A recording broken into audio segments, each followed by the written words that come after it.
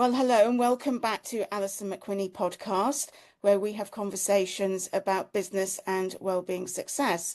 And I'm delighted to welcome Daniel Lewis back today.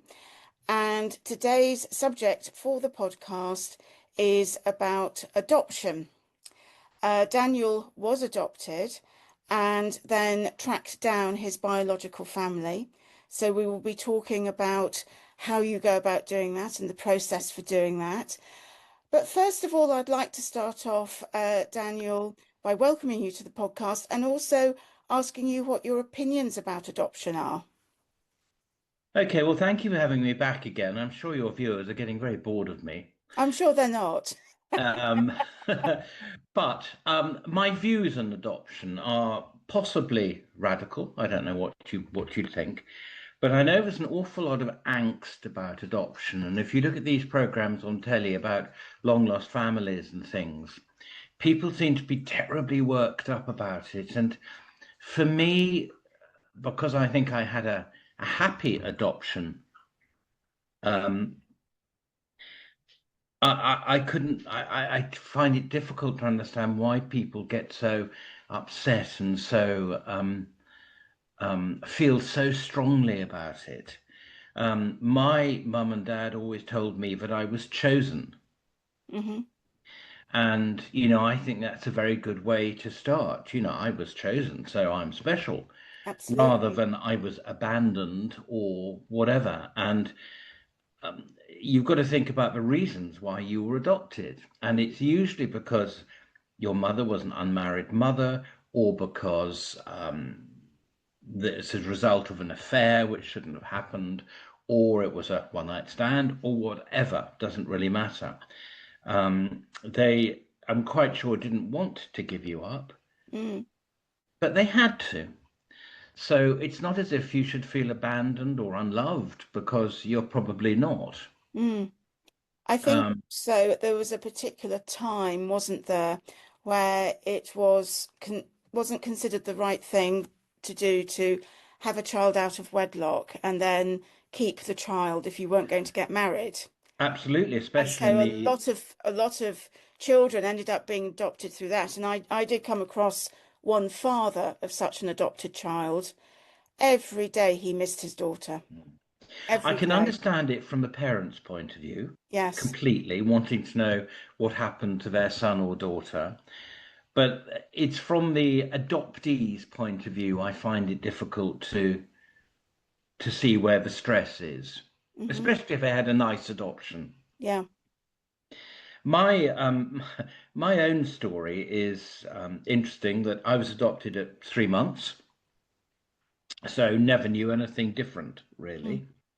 I know that on the way back from Bloomsbury Square, where I was adopted from, apparently, my father said at the fifth set of traffic lights, "That's it, we're taking him back." Because apparently I cried every time the car stopped. I was the third child they adopted. I have an adopted brother and an adopted sister Hmm. who are a bit older than me. And I came about simply because my sister said she was bored of her present brother and could she please have another. Um, Anyway, and so I had a very privileged, happy childhood, I think.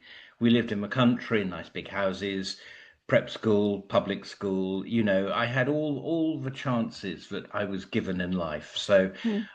I had a really wonderful childhood, so I have no worries about that. And I do know that some people who adopted don't. Um, my brother, for instance, who I found, who I'll go into that a bit later on, I think had a bit of an unhappy adoption. So isn't quite as down to earth about it all as maybe I am. Hmm. I decided that whilst mum and dad were still alive, I wouldn't do anything because I didn't want to hurt their feelings about finding my identity, if you like. And when my mother died in 2000, I thought, okay, let's do this out of curiosity. And that was the only reason. Sure. Now, I had my original birth certificate, which mum had given me ages ago in case I wanted it, which had my mother's name and address on it, and under father it was just a dash, so he wasn't mentioned. So because I had her name, I went onto a site called Genes Reunited and put, does anyone know of the whereabouts of da da da da? Mm-hmm. And I got a reply from a woman who apparently spends a lot of time on Genes Reunited, or used to, and she said there is a da da da living in Bognor Regis. So I thought, right. So I rang up Bognor Regis Council to find out, because apparently that was some time ago, to find out whether she was still at the same address or alive or what. And the woman there said, I'm awfully sorry, I'm not allowed to tell you that sort of information. So I said, well, would you be able to tell me if she wasn't alive? And she said, if she wasn't alive, I wouldn't be able to tell you, i.e., implying that she was still alive Mm. and at that address. So I wrote a letter saying, I'm awfully sorry to bother you, but I just wondered whether you were the lady I was looking for. I was born on the 14th of October, 1957. Now, you all know my age now. And I was adopted. But if this letter reaches you and you're the wrong person, please throw it away. Or if you decide it would be too traumatic for you, you don't want to contact me, I will completely understand. Mm-hmm. And you won't hear from me again. Kind regards. 3 weeks later, I got a phone call at work, Oh, and the secretary said, it's Phyllis. So I nearly dropped the phone, as you can imagine, of course. and said, right, can you just transfer it into one of the meeting rooms, please? So she did. We had a conversation, and Phyllis was clearly very nervous about talking to me. But in the end, we arranged to meet. She wanted to meet at my house, not her house, which I get. I could be a manic strangler for all she knew. Mm. Anyway, she came for tea, and it was interesting. We had no synergy at all. There was nothing there. There was no evidence of any regret or anything like that. And so we left it. And then I heard that she'd gone into a home. So I got a private detective to find out where the home she'd gone into was. And he found her. So I went to visit her, which is when I discovered who my father was. And again, there was absolutely no rapport between us, really. And I went to visit her 2 or 3 times more, and then she went into a dementia unit and wouldn't have known me anyway, so I stopped. Mm. Um, so then I thought, right, I suppose let's see if I've got any siblings Mm. or what's going on. So I was reading the Telegraph one day and I saw a review of a book by a chap called Willie Orr, a very good book by Willie Orr. And I wrote to his publisher and said, I wonder if you could ask Willie Orr or give Willie Orr my email address, because I think we might be related. Anyway, I got an email back from him saying I doubt it. Orr is a very popular name, there are lots of them. So I wrote back to him saying, does the name Phyllis mean anything to you? And he immediately came back and said, wow, let's talk. And his reaction was, oh God, another one. And I said, well, what do you mean another one? He said, are you aware you have a full brother? Wow. And I said, no. My mother didn't tell me that before she went into demented state. She neglected to tell me that she'd already had another child a year before. So he said, well, you actually have four half brothers and a real brother, and you did have a half sister who unfortunately died.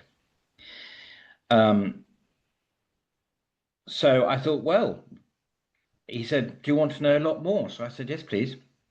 He said, well, your father was an MP, and he was a very important chap in Northern Ireland during the Troubles, and your mother was his secretary. So I said, fine, well, that was why I was given up. Get that. Totally understand. I didn't quite understand why she hadn't told me about the fact that I had a brother. Mm, And I think they thought that was very strange. mm. Um, anyway, since then, I've read quite a lot about my father. I've been to meet Willie up in Scotland twice, and I'm going up a third time with you, actually, Alison. Yes. Yes. And he's a very interesting chap. I've also got to know very well a half brother who lives on Vancouver Island. And they came over for 2 months to meet me, and we had a great time. And I went back over to Vancouver Island to see them, Sheila and John, and they're fantastic. And they have four children, so I got to meet all of those. Um, Ironically, my one of my half nephews is almost the same age as me, which is a bit strange. So I don't think he'll call me uncle somehow. That would be strange, wouldn't it? Yes, although the girls do. Um, And I've got another one who lives actually in Vancouver itself. And then there's Chris who lives in Northern Ireland, who's got lots of kids. So that's my story, really. And it's all turned out very well. I suddenly, instead of suddenly having very few relations, I ended up with hundreds of them. So for me, the whole thing's been very positive. Hmm. But I would caution anybody that the only non-positive bit was the fact that my mother and I had no rapport at all. Yeah. Didn't feel anything for each other, which I suppose is a good thing in some ways, because if I had have felt something or she had have felt something, it could have got a bit awkward, but it didn't. So that's all right.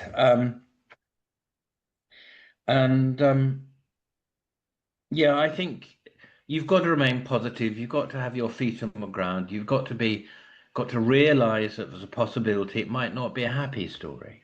Yes. I mean, mine was a happy story as it happened. Um, I personally wouldn't recommend doing it while your adopted parents are still alive because Hmm. it could hurt them.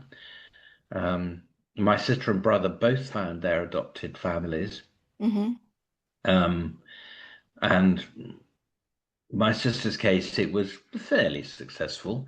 And with my brother's case, I think it was successful. Um, but I think, yeah, do it with caution. Think about what you're doing, especially if it's going to mean a lot to you. Yes. And I suppose it is about preparing for whatever reaction you might get, and you just don't know it until it happens. Yeah, you might get a non-reaction like I did. You might get a wow, how amazing, another one like I Mm. did, which was Hmm. actually great. Mm. Um, or you might just not get a reply to your letter, Mm. or however you do it. And there are various ways of doing it. That was, for me, the easiest way was just going on to Jeans Reunited, and just so happened I got a response. Mm. Um, I mean, certainly when we went up to Scotland last year, I did feel with your family in Scotland a really warm welcome for you and really embracing you as part of the family. yeah, and that was lovely. It And was I thought lovely to it's why I'm watch. going up again. I did feel that warmth coming out of them, and it was really, really beautiful. Really beautiful. Yeah, and I've had the warmth from the other members of the family too. So, Yeah. it's been great. Sorry. There we go.